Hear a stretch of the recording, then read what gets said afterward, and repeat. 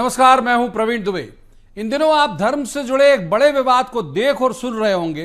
वो विवाद है एमपी के ही कथावाचक पंडित प्रदीप मिश्रा द्वारा राधा रानी पर की गई टिप्पणी और उसके जवाब में राधा रानी के अनन्य भक्त प्रेमानंद जी महाराज ने जो कठोर टिप्पणी की उस पर।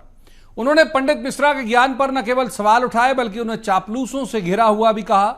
राधा रानी यानी प्रिया जू के जिक्र के बिना प्रभु श्री कृष्ण अधूरे हैं। कहा यह जाता है, जो मान्यता के तौर पर स्थापित भी है, कि जो कुछ भगवान कृष्ण नहीं दे सकते वो भी राधा रानी की भक्ति करके हासिल किया जा सकता है। उन राधा रानी के बारे में प्रदीप मिश्रा जी की टिप्पणी कितनी सम्मत है, तो आज की हमारी डिबेट बहस नहीं बल्कि वो है आध्यात्मिक विमर्श। वो इसलिए कि बुनियादी फर्क क्या है किसी संत और कथावाचक में, क्योंकि कथावाचक तो कोई भी थोड़े से विद्यार्जन के साथ बन सकता है। आप श्रेणी में कुमार विश्वास जो कवि हैं उनको भी रख सकते हैं, क्योंकि वे भी राम और कृष्ण के प्रसंगों पर कथा कहते हैं। संत की कोई निर्धारित योग्यता है क्या? राधे राधे कहकर मोक्ष की अभिलाषा रखने वालों को क्या प्रदीप मिश्रा जी की टिप्पणी ने आहत किया है? क्योंकि देश भर में संत समाज का विरोध तो देखने को मिल रहा है। राधा शब्द का यदि संधि विच्छेद करें तो बनता है रा और धा। रा का अर्थ होता है प्राप्त हो और धा का अर्थ है मोक्ष, यानी जो मोक्ष, जिसका नाम जपने से मोक्ष प्राप्ति हो। सबसे बड़ी बात यह है कि धर्म को, उनसे जुड़ी बातों को परिभाषित करने का असल हकदार कौन है। यह सवाल इसलिए कि हमारे साथ बहुत खास और सर्वथा सुपात्र मेहमान होंगे इस विमर्श में। द्वारिका शारदा एवं ज्योतिष पीठाधीश्वर आदि जगत गुरु शंकराचार्य स्वामी प्रज्ञानानंद जी सरस्वती से समझेंगे इन सभी व्याख्याओं को। मगर उससे पहले आपको दिखाते हैं एक रिपोर्ट, देखिए।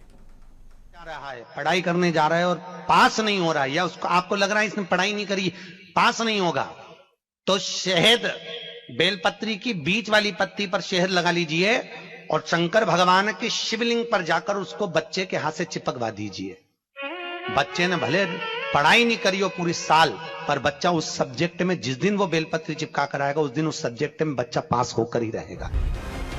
ये तो सुन लिया होगा आपने, पुराना टोटका है कथावाचक पंडित प्रदीप मिश्रा का। आज इसे दोहराने की जरूरत क्यों पड़ी? दरअसल ये पंडित जी का ज्ञान जो शिव महापुराण के नाम पर परोसा जाता है उसकी बानगी देता। अभी पंडित जी ने ऐसा ही एक ज्ञान दिया है राधा रानी के बारे में। उन्होंने नए सिरे से उस राधा रानी को परिभाषित करने का प्रयास किया जिनके नाम का संधि विच्छेद करें तो रा का अर्थ है प्राप्त हो और धा का अर्थ है मोक्ष, अर्थात वो जिसके नाम के उच्चारण से मोक्ष प्राप्त होता हो, जिनके जिक्र के बिना भगवान श्री कृष्ण की कथा अधूरी रह जाती है। प्रभु के गले में सदैव लटकती वैजंती माला जिस राधा रानी की देन है, जिनके बारे में कहा है कि वे प्रभु का ही एक अंश थी, उन राधा रानी के परिवार को जब पंडित प्रदीप महाराज ने परिभाषित कर दिया तो देश भर में हंगामा मचना ही था। पहले सुनिए पंडित प्रदीप महाराज ने कहा क्या था। कृष्ण की 16,108 रानी में राधा का नाम नहीं है और राधा के पति में कृष्ण का नाम नहीं है। राधा जी के पति का नाम क्या है? क्या नाम है राधा जी के पति का? अनय घोष। राधा जी की सास का नाम था जटिला, ननन का नाम था कुटिला। राधा जी का विवाह हुआ था ग्राम छाता। कहाँ की रहने वाली थी राधा? जम के बोलो। बरसाना। पक्के में बरसाने की राधा नहीं थी, राधा जी थी रावल गाँव की। बरसाने में तो राधा जी के पिताजी की कचेरी थी, जिसमें राधा वर्ष में एक बार कचेरी पर जाती थी। इसमें कोई दो राय नहीं और ये स्थापित तथ्य है कि पंडित प्रदीप महाराज न वेदों के ज्ञाता हैं, न उन्होंने किसी शिष्य परंपरा के तहत वेद, पुराण, उपनिषदों का अध्ययन किया है। वे तो शिव महापुराण के नाम पर कथा सुनाते हैं, लोगों को कई तरह के टोटके बताते हैं, रुद्राक्ष बांटते हैं और करोड़ों अनुयायी बनाते जा रहे हैं। जाहिर है कि उनकी तुलना में कई प्रकांड पंडित देश में हैं जिनके अध्ययन के सामने प्रदीप महाराज बहुत बौने हैं। सभी ने एक स्वर में विरोध शुरू किया। कई जगह पुलिस में शिकायत भी दर्ज करवाई गई। राधा रानी प्रिया जू के अनन्य भक्त प्रेमानंद जी महाराज ने तो बहुत तल्ख प्रतिक्रिया दी। उन्होंने कहा कि तुम क्या जानते हो, तुम कितने ग्रंथ पढ़े हो, सिर्फ चापलूसी वाले संसार को रिझा सकते हो। राधा रानी के बारे में ऐसा मत बोलो, उनकी शक्ति नहीं जानते हो। ऐसी धूर्तता से शब्द निकले थे कि ऐसा लग रहा था कि नजदीक हूं तुमको बताऊं कि राधा क्या तत्व है। अभी तुम क्या समझते हो? भोली भाली किशोरी को ऐसा मत समझ लेना। उनके जन ऐसे हैं कि तुम्हारे सर्वनाश करने में बिल्कुल समर्थ हैं। एक संकल्प में न तो लोक लायक रह जाएगा न परलोक लायक रह जाएगा। पक्का ये परिणाम बोल रहा हूं, माइक से बोल रहा हूं, चिल्ला के बोल रहा हूं, कोई नहीं बचा सकता उसको। या तो जाए बरसाने और साष्टांग दंडवत होकर महारानी जी के सामने घुटने टेक दे कि मेरे से गलती हो गई, मैं आपकी महिमा को नहीं जानता, तो अत्यंत दयालु कृपालु लाडली क्षमा। जब देश भर के संत समाज का गुस्सा देखा तो जाहिर है कि प्रदीप महाराज को भी शरणागत होना ही था। वो हुए भी। ब्रज में इतने रसिक संत है प्रेमानंद जी महाराज, अगर वो एक फोन कर देते कि प्रदीप तुझे आना है, उनका ये दास दंडवत करता करता उनके चरणों में पहुंचकर उनसे बात करता रहा। उनके लिए मेरे ये प्राण भी उनके चरणों में निछावर हैं। अगर वो बोलते तो मैं उनके चरण धोकर आचमन कर कर जवाब देकर आता। इतने रसिक संत हैं, उनका प्रणाम करता हूं मैं, उनको नमन करता हूं मैं, जिनकी जिह्वा पर इस बावरे का नाम तो आया, कैसे भी आया, कल्याण तो हो गया। विद्वान संत और कथावाचक में बहुत बड़ा फर्क है। कथावाचक कोई भी थोड़े से प्रयास से हो सकता है। आप देखिए कि बहुत सारे कवि कथावाचक बने हुए हैं, लेकिन विद्वान संत बनने के लिए बहुत तप, त्याग, समर्पण और श्रेष्ठ गुरु से ज्ञान लेना पड़ता है। प्रदीप महाराज लोकप्रिय अपने ज्ञान के कारण नहीं, बल्कि उन टोटकों के कारण हुए हैं जो लोगों को फायदे कर जाते हैं। प्रदीप महाराज के टोटके भले ही सफल हों, लेकिन उनके ज्ञान में सवाल कोई भी आध्यात्मिक समझ रखने वाला व्यक्ति उठा सकता है। ऐसे में प्रदीप महाराज के लिए बेहतर यही होगा कि वे पौराणिक विषयों पर बोलने से पहले पुनर्विचार जरूर करें। Bureau report, BSTV। तो जैसे हमने आपसे सबसे पहले ही कहा कि जो सबसे सुपात्र हैं वो हमारे साथ हैं शंकर जगत गुरु शंकराचार्य प्रज्ञानंद जी महाराज। महाराज प्रणाम करता हूं आपके चरणों में। मैं ये उम्मीद करता हूं कि ये जो मसला है ये आपके संज्ञान में आया होगा। आपकी पहली टिप्पणी इस पूरे विषय पर। देखिए, धर्म जो है जी एक ऐसा विषय है जो हमारी आत्मा से जुड़ा हुआ विषय है, जो नितांत आत्म कल्याण के लिए है। और ऐसे विषय पर व्याख्यान करना और किसी को मार्गदर्शित करना तभी मुझे लगता है कि एक विशेष अधिकार तब देता है कि जब आप, जैसे आपने ही कहा कि वो किसी परंपरागत गुरु परंपरा के चरणों में बैठ करके, गुरु चरणों में बैठ करके और उन्होंने ज्ञानार्जन नहीं किया है। हमारे यहाँ कहा जाता है तद विद्धि प्रणिपातेन परिप्रश्नेन सेव्या। सबसे पहले जाकर के गुरु चरणों में प्रणत होना पड़ता है, फिर प्रश्न, और प्रश्न से फिर सेवा। सिर्फ प्रश्न ही नहीं होने चाहिए मन में, प्रश्न के साथ साथ में जिज्ञासु के जीवन में तत्व को जानने की जिज्ञासा रखने वाले व्यक्ति के मन में तद्विधि प्रणिपाते हैं। पहले प्रश्न हो, लेकिन उसके पहले प्रणाम हो, प्रणति निवेदन हो, शरणागति का भाव हो, ताकि हमारा अहंकार से हम मुक्त हो जाए। प्रणाम और सेवा, गुरु चरणों में बैठ करके, ये दो चीजें ऐसी हैं जो हमारे जीवन के अहंकार को नष्ट कर देती हैं और जीवन में सत्पात्रता का उदय कर देती हैं। और वही प्रश्न हमारे यहाँ पर वादे वादे जायते तत्वबोधा, वाद वाद से और हमारा उस परम तत्व को हम जान लेते हैं। जिस श्री राधा रानी के विषय में चर्चा की जा रही है जी। वो राधा वो नितांत अंतर हृदय का विषय है, क्योंकि श्री किशोरी राधा रानी भगवान कृष्ण की आह्लादनी शक्ति है। हम श्री विद्या के उपासक हैं। भगवती राजराजेश्वरी त्रिपुर सुंदरी को हम ऐश्वर्य स्वरूप में मानते हैं। भगवती को दो रूप में हमने माना, एक ऐश्वर्य स्वरूप और दूसरा माधुर्य स्वरूप। ऐश्वर्य स्वरूप में वो भगवती राजराजेश्वरी त्रिपुर सुंदरी का स्वरूप है, और दूसरे स्वरूप में वही भगवती माधुर्य रूप में जब देखते हैं तो वो किशोरी राधा रानी का स्वरूप धारण कर लेती है। वो किशोरी राधा रानी जो भगवान कृष्ण का आह्लाद स्वरूप है, जो माधुर्य स्वरूप है। आपने देखा होगा ऐश्वर्य दिखाई पड़ता है, जो हमारे जीवन में जो ऐश्वर्य हमको मिला है, जो सुख के हमें साधन मिले हैं, वो सुख के साधन हमें दिखाई पड़ते हैं। लेकिन वो सुख कब प्राप्त होता है? जब अंतर मन में शांति हो। अशांतस्य कुतः सुखम, अशांत व्यक्ति को शांति नहीं मिल सकती, आनंद की प्राप्ति नहीं हो सकती। तो वो आनंद को प्राप्त करना है उस ऐश्वर्य से हमको आनंद को प्राप्त करना है, तो बिना राधा रानी की कृपा के आपको वह आनंद प्राप्त नहीं हो सकता। जो राधा रानी अत्यंत गुह्यतम स्वरूप में विराजमान रहती हैं, उनको यदि आपको देखना है ना, उनके दर्शन प्राप्त करना है, तो आप श्री कृष्ण के माधुर्य में, मुख माधुर्य में जो आनंद की का उद्भाषण है, जो श्री कृष्ण के स्वरूप में जो एक सौंदर्य स्वरूप है, जो श्री कृष्ण के स्वरूप में जो एक मुस्कान है, वो मुस्कान को देख करके, उनके चेहरे की वो आनंद के स्वरूप को देख करके, वो आह्लाद को देख करके आप राधा रानी का दर्शन और उनकी प्रतीति और उनकी अनुभूति कर सकते हैं। मैं समझता हूँ कि किशोरी राधा रानी के विषय में प्रश्न करना और शास्त्र के किसी भी विषय में ऐसा अनर्गल प्रलाप कर देना बहुत, और ऐसी स्थिति में जबकि आपके हजारों हजारों अनुयायी हो, हजारों हजारों लोग आपको मान रहे हैं, सुन रहे हैं, देख रहे हैं, तो हमारे यहाँ पर दो तरह की व्यवस्थाएं हैं। एक तो वो व्यवस्था है जो हमको परंपरा से प्राप्त होती है, और जो परंपरा से प्राप्त होती है उसमें ज्ञान भी होता है, उसमें वैराग्य भी होता है, उसमें अहंकार का कोई स्थान नहीं होता।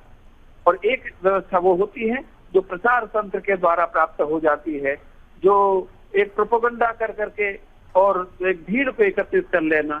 मुझे राजेश्वरानंद जी की बात याद आती है, एक शब्द होती है जहाँ भीड़, भीड़ के साथ में शब्द जुड़ता भाड़, और भीड़ और भाड़, जहाँ भीड़ है, भाड़ है, वहां पर विवेक शून्यता का अभाव होता है। तो ऐसी विवेक शून्यता के बीच में, और आप ऐसी बातें कह रहे हैं कि जहां पर लोगों के उसका दुष्प्रभाव कितना गहरा पड़ेगा, वो लोग कितना दिग्भ्रमित हो जाएंगे। लोग सनातन परंपरा को जो मानने वाले हैं, जानने वाले हैं, चाहने वाले हैं, उनकी धार्मिकता पर कोई अभाव नहीं है जो लोग वहां पर आ रहे हैं, लेकिन समझ पर तो अभाव होता ही है। समाज का अभाव है, तब तो उस समझने को, धर्म को समझने के लिए तो आपके भीड़ भाड़ के, आपने बहुत महत्वपूर्ण बात कही स्वामी जी। मैं एक निवेदन और करना चाहता हूं उसी से जुड़ा हुआ, कि जैसे आपने कहा भी कि ये प्रचार तंत्र या इस तरह से हासिल की गई जो एक तरह की ख्याति है, उसी से जुड़ा हुआ कि धर्म की मीमांसा, व्याख्या और समीक्षा किसे करना चाहिए आपके मुताबिक? देखिए, सीधी सी बात है, जो ग्रंथ होता है उस ग्रंथ का अधिकार किसको है, उस ग्रंथ के महत्व में ही बता दिया जाता है। तो श्रीमद् भागवत में और अन्य धर्म ग्रंथों में यह बताया गया है, वेद वेदांगो विशारदः, वेद और वेद के जो अंग हैं, पुराण उपनिषद आदि, उनका पूर्णतः गुरु चरणों में बैठ करके ज्ञानार्जन करने वाला व्यक्ति, जिसके जीवन में उस व्यासपीठ पर बैठने का अधिकार उसको है, जो वैराग्य से परिपूर्ण हो, ज्ञान से परिपूर्ण हो, और जो बड़े से बड़े सिद्धांत को छोटे छोटे सूत्रों में निबंधित करके और सरल भाषा में, सहज भाषा में समझा सके। और इसमें सबसे बड़ी जो विशेषता है वो ये है कि उसके जीवन में वैराग्य होना चाहिए, त्याग होना चाहिए, और ज्ञान का स्वरूप होना चाहिए। बिना ज्ञान के, बिना वैराग्य के, बिना भक्ति के यदि आप कहेंगे तो आपकी कही जाने वाली बातें, यदि आपने गुरुचरणों में प्रणत होकर के वेद वेदांतों का अध्ययन नहीं किया है, शास्त्रों का अध्ययन नहीं किया है, आपके जीवन में वैराग्य का उद्भाषण नहीं है, तो आपकी जो वाणी है, ध्यान रखिएगा, वो लोगों को प्रभावित करेगी लेकिन परिवर्तित नहीं कर सकती। हो सकता है कि लोभ में, लालच में और किसी प्रकार की और भी सांसारिक लोक रंजन को देने वाली अभिलाषा में आप ऐसी बात कर सकते हैं, जिस तरह की बातें आपने अपने आप को विद्वान साबित करने के लिए, समाज में अपने आप को एक अलग साबित करने के लिए आपको किसी ने लिख करके आपको दे देता है कोई, आप तो स्वयं अध्ययन किए नहीं है, अध्ययन किए होते तो ऐसा बोला नहीं जाता। तो किसी ने स्क्रिप्ट लिख करके दे दी और अपने आप को एक विद्वान साबित करने के लिए, सबसे समाज में सबसे श्रेष्ठ साबित करने के लिए और लोगों को लोक रंजन कराने के लिए आपने ऐसी बात कह दी जो ब्रज के क्षेत्र में, और संपूर्ण ब्रज ही नहीं, राधा रानी तो सारी विश्व वसुधा की माता है। ऐसा संसार में कौन व्यक्ति है जो श्री राधा रानी से विलग हो? क्यों? ऐसा संसार में कोई व्यक्ति नहीं है जो आत्मा से विलग है, क्योंकि हम ईश्वर अंत जीव अविनाशी चेतन अमल सहज सुख राशि, हम सहज सुख की राशि हैं और वो सहज सुख की राशि का नाम ही श्री राधा है। जो सहज सुख हमारे अंदर में है वही श्री किशोरी राधा रानी है। तो श्री राधा रानी से विलग संसार में, चाहे वो हमारे सनातन को मानने वाला हो चाहे न मानने वाला हो, लेकिन संसार में उस आनंद से विलग कौन है? उस शाश्वत सत्य से विलग कौन है? उस परम चेतन से विलग कौन है? तो किशोरी राधा रानी से कोई विलग नहीं है। और राधा रानी के लिए यदि आप ऐसी टिप्पणी कर देते हैं, यदि उनके अस्तित्व पर यदि आप प्रश्न उठा देते हैं, तो ये तो बहुत समाज में बड़ा आघात देने वाला एक आपने एक विषय छेड़ दिया है। और जिसके लिए क्षमा जैसी बात, तो हम क्या कहें, क्षमा मांगना और बात कर देना, लोगों में दुष्प्रचार कर देना और फिर उस पर क्षमा मांग लेना, ये सब, मैं तो सीधी सी बात ये कहता हूँ कि अभ्यास पीठ पर कौन बैठे और कौन ना बैठे, ये बात आपने जो उठाई है, मुझे लगता है कि पहला चैनल है आपका। और मीडिया जगत में इतना बड़ा साहस करने वाला कि जिसके हजारों अनुयायी हों, हजारों लोग सुन रहे हों, और आप उनके विषय में कोई बात उठी है, तो उस सत्य को उद्धृत करने का आपने जो काम किया है, क्योंकि समाज में 3 ही जगत है। एक, ध्यान रखिए, जो सत्य को प्रकाशित करते हैं, सत्य को उद्घाटित करते हैं, सत्य को उद्भाषित करते हैं। एक है व्यासपीठ, दूसरा एक पत्रकार, एक चित्रकार और एक कथाकार। जी ध्यान रखिएगा, कथाकार वो साधारण मत समझिएगा। कथाकार वो नहीं हो सकता जो यूट्यूब से सुन लिया, इधर उधर से सुन लिया और उसने जो प्राप्त किया है वो ज्ञान नहीं है, वो जानकारी है। ज्ञान में और जानकारी में बहुत अंतर है। बिल्कुल सही कह रहे हैं आप। ज्ञान कुएं के समान है, जानकारी ऊपर पानी की टंकी के समान है। और कुआं जो होता है, ज्ञान को किसी ने बनाया नहीं है। ज्ञान क्यों? प्रज्ञानम ब्रह्म, ज्ञान ब्रह्म का स्वरूप है, ब्रह्म का कोई निर्माण नहीं कर सकता, वो तो शाश्वत स्वरूप में है। उसी तरह से कुएं का किसी निर्माण नहीं किया। महाराज जी, आपने जो बात कही, माफ कीजिए, आपको थोड़ा रोक रहा हूं, क्योंकि हमारे दर्शकों तक आपकी ज्ञान की आपकी जो विद्वता है वो और उसकी जो मीमांसा है वो ठीक से पहुंच जाए, इसलिए मुझे मजबूरी में रोकना पड़ रहा है।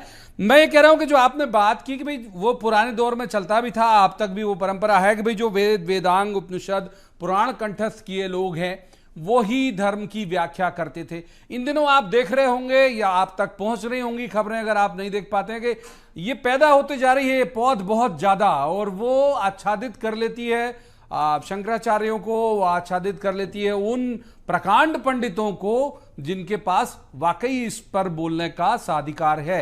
आपकी टिप्पणी इस पर क्या है? सीधी सी बात हम संक्षिप्त में यही कहेंगे कि ज्ञान जो है बांटने की चीज है, ज्ञान बेचने की चीज नहीं है। ज्ञान बांटने की चीज है। जो शास्त्र है, ध्यान रखिएगा जी कि हमारे यहाँ पर बुद्ध अवतार की चर्चा आती है, और बुद्ध भगवान का अवतार क्यों हुआ? भगवान बौद्ध का, ध्यान रखिए, बुद्ध में और बौद्ध में अंतर है जी। बुद्ध ये सिद्धार्थ हैं, ये विलग हैं, अलग हैं, और बौद्ध भगवान 24 अवतारों में एक अवतार है, वो उनका नाम बौद्ध है। तो भगवान बौद्ध का अवतार क्यों हुआ?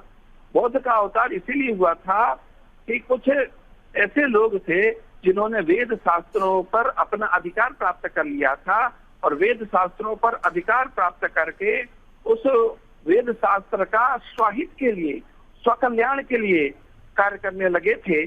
तो जो वेद शास्त्र हैं ये नितांत जो हैं लोक कल्याण के लिए हैं, विश्व कल्याण के लिए हैं, विश्व के अभ्युदय के लिए हैं। ये स्वहित के लिए नहीं है। और जो स्वहित के लिए उसका उपयोग करने लगे वही असुरत्व को प्राप्त कर लेता है। तो जब असुरत्व को प्राप्त कर लिए लोगों ने, तब भगवान को बौद्ध रूप धारण करना पड़ा। और लोगों को, क्योंकि शास्त्र की आड़ में लोग अशास्त्रीय कार्य कर रहे थे, धर्म की आड़ लेकर के अधर्म का कार्य कर रहे थे, ऐसी परिस्थिति में उन्होंने सोचा ऐसा धर्म को हमें मिटा देना चाहिए जो अधर्म का पोषण कर रहा है। तो उन्होंने शास्त्र को ही अप्रमाणित सिद्ध कर दिया, क्योंकि भगवान का वह बुद्धि का अवतार था। तर्क जो होता है सत्य को मौन कर सकता है, सत्य को समाप्त नहीं कर सकता, लेकिन भगवान का वह बौद्ध अवतार था, बुद्धि का अवतार था, और उन्होंने शास्त्रों को अप्रमाणित सिद्ध किया। क्यों किया? क्योंकि शास्त्रों का लोग साहित्य के लिए उपयोग करने लगे थे, आश्रत्व आ गया था। उस आश्रत्व को मिटाने के लिए भगवान को बौद्ध अवतार धारण करना पड़ा था। तो मेरा कहने का अभिप्राय सीधा सा यही है, शास्त्र का अधिकार उसी को है जो अहंकार से मुक्त हो, वैराग्य से परिपूर्ण हो, ज्ञान से परिपूर्ण हो, और जिसमें गुरु चरणों में बैठ करके गुरु की सेवा की हो, संतों की सेवा की हो, और गुरु संतों की हमारी जो परंपरा है उस सनातन परंपरा पर विश्वास रखने वाला हो, और भक्ति से युक्त हो, और साथ साथ में सनातन के प्रति उसका क्या दायित्व है उस दायित्व को समझने वाला होना चाहिए। मैं आऊंगा महाराज जी एक सवाल और लेके। एक मेहमान हमारे साथ और जुड़ गए हैं, चंद्रशेखर तिवारी हैं, संयोजक है संस्कृति बचाओ मंच के, और बहुत सक्रिय रहते हैं। अगर कई जगह आंदोलन करते हैं अगर धर्म के विरुद्ध कोई बात कही जाती है तो। तिवारी जी, यदि मान लीजिए किसी और धर्म के व्यक्ति ने इस तरह की टिप्पणी की होती तो क्या प्रतिक्रिया होती है आपकी, और मौजूदा विवाद पर आपकी क्या टिप्पणी? देखिए, यहाँ पर वो वाली प्रवीण जी कहावत चरितार्थ होती है कि जीभ भी हमारी और दांत भी हमारे, काटेंगे कैसे। हमारे ही जो है पूज्य कथावाचक जिनको कि लोग आज अपना अनुयायी, उनके बहुत सारा उनकी बातों का अनुसरण करते हैं और उनको बहुत सारी बातों का उनको मानते हैं, लेकिन उन्होंने इस प्रकार का एक प्रश्न चिन्ह अंकित कर दिया कि माँ राधा का विवाह जो है वो अनय घोष के साथ हुआ। 53 वर्ष की आयु में शायद मैंने भी कभी अनय घोष का नाम नहीं सुना होगा। और राधा रानी जो है, बरसाने की राधा रानी, ये तो साक्षात दुनिया में चरितार्थ है, और बरसाने की होली फेमस है। हम लोग जब कृष्ण जन्म स्थल पे जाते हैं या वृंदावन जाते हैं तो प्रयास ये करते हैं कि माँ राधा के जन्म स्थल बरसाने भी होके आ जाएं और वहां पर भी प्रणाम करके आ जाएं, तो हमारी जो यात्रा है वो यात्रा पूर्ण हो जाएगी। और ऐसे माँ, क्योंकि माँ राधा के बगैर तो कृष्ण अधूरे हैं, कृष्ण में माँ राधा समाहित है और राधा में भगवान कृष्ण समाहित है। तो ऐसे उस पर, और आज आप लाखों लोगों की भीड़ में अगर आपको किसी प्रकार की ज्ञान की कमी है, जानकारियां कम है, तो आप जैसे हमारे महाराज जी अभी जगत गुरु हैं, ऐसे बड़े बड़े धर्माचार्यों से आप पहले सीख लीजिए, उनसे पूछिए कि क्या यह उचित है या अनुचित है। आप हजारों लाखों लोगों की भीड़ में अगर इस प्रकार का वक्तव्य दे देंगे तो स्वाभाविक है कि सनातन धर्म जो माँ, क्योंकि व्यक्ति का संबंध किससे क्या है, माँ राधा से लोग, आप वृंदावन जाएंगे तो आज तक हमने कभी ये नहीं सुना होगा कि राम सीता, सीता राम सुना होगा, राधा कृष्ण सुना होगा। एक बार जगत गुरु शंकराचार्य जी का एक बार रुख और करेंगे, बहुत महत्वपूर्ण, क्योंकि विषय पर उनसे एक टिप्पणी चाहनी है। स्वामी जी, ये जो तेजी से बढ़ रहे हैं प्रवचनकर्ता जो है, जिनको मैंने कहा कि भाई आजकल कवि है, मतलब मैं अगर कुछ ठीक ठीक पढ़ लूंगा, कृष्ण के बारे में पढ़ा हुआ हालांकि मैंने, तो मैं कथावाचक बन सकता हूं। तो ये जो चलन है इस पर कैसे नियंत्रण करे संत समाज, क्या लगता है आपको? तिवारी जी, जैसे लोगों की हमें ऐसे समय बड़ी आवश्यकता है। इसलिए आवश्यकता है कि आप देखिए दूसरे धर्मों में आप शास्त्र, उनकी जो धर्म शास्त्र है, उनकी नियम है, उनकी पद्धति है, उनकी अपनी व्यवस्था है, उसके बिना कोई एक शब्द भी नहीं बोल सकता। लेकिन हमारे यहाँ पर आप मनमुखी तरीके से पता नहीं कहाँ कहाँ से किस किस तरह से कौन कौन से वक्तव्य कोई दे देता है, कोई भी किसी भी तरह की परंपरा बना लेता है, कोई व्यवस्था बना लेता है, और हम उन सब चीजों के लिए कुछ बोल भी नहीं पाते, कह भी नहीं पाते। ऐसी परिस्थिति में युवा जगत के जिस तरह के तिवारी जी ने अपना संगठन बनाया हुआ है, ऐसे जागरूक संगठन की आवश्यकता है। जो हमारी शास्त्रीय परंपरा है, उन शास्त्रीय परंपराओं को तोड़ने का अधिकार किसी को नहीं होना चाहिए। जो हमारे यहाँ पर सबसे पहले आवश्यकता है तपस्या की, साधना की, आराधना की, उपासना की, उन साधना आराधना उपासना ज्ञानार्जन और वैराग्य की परिपूर्णता, ये जब तक ना हो ऐसे व्यक्ति को व्यासपीठ पर बैठने का अधिकार नहीं होना चाहिए। जैसे मैंने आपको एक बात अधूरी रह गई जी। एक बात अधूरी रह गई कि ज्ञान के संदर्भ में और जानकारी के संदर्भ में, ज्ञान जो है एक ऐसा विषय है जो ब्रह्म का स्वरूप है और जानकारियां कहीं से कलेक्ट की जाती हैं। लेकिन ध्यान रखिएगा, पानी की टंकी में भी पानी होता है, कुएं में पानी होता है। कुएं की दीवार नीचे जाती है। विद्या ददाति विनयम, जैसे जैसे ज्ञानार्जन प्राप्त करते हैं विनम्रता की गहराई और प्रबल होती जाती है। और टंकी में भी पानी होता है। आप देखिएगा जितना पानी होगा अहंकार की दीवार ऊपर की तरफ बढ़ती जाएगी। तो ये ज्ञान में और जानकारी में अभाव है। तो जानकारियों को प्राप्त कर करके कथावाचन, कथाकार तत्व को उद्घाटित करने वाला होता है। लेकिन सत्य का उद्घाटन कौन कर सकता है? जिसने उस परम सत्य को जाना हो। जिसने ब्रह्म तत्व के विषय में विश्लेषण कौन कर सकता है? जिसने उस ब्रह्म तत्व की अनुभूति को प्राप्त किया हो। लेकिन ये ब्रह्म तत्व की अनुभूति, उस परम तत्व को जानने की जिज्ञासा, अथा तो ब्रह्म जिज्ञासा हमारा पहला सूत्र है।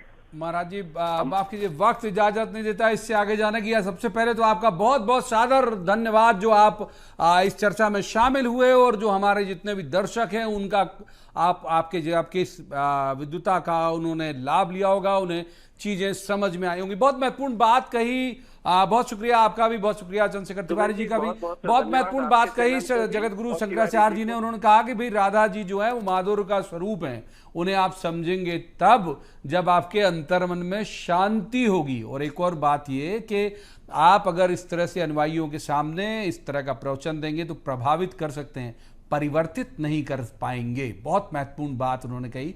आज की इस चर्चा में इतना ही। अब आपसे मुलाकात होगी सोमवार को किसी खास मसले पर खास पैनल के साथ बैठकर कहेंगे जवाब तो देना होगा। तब तक आप देखते रहिए ABS TV।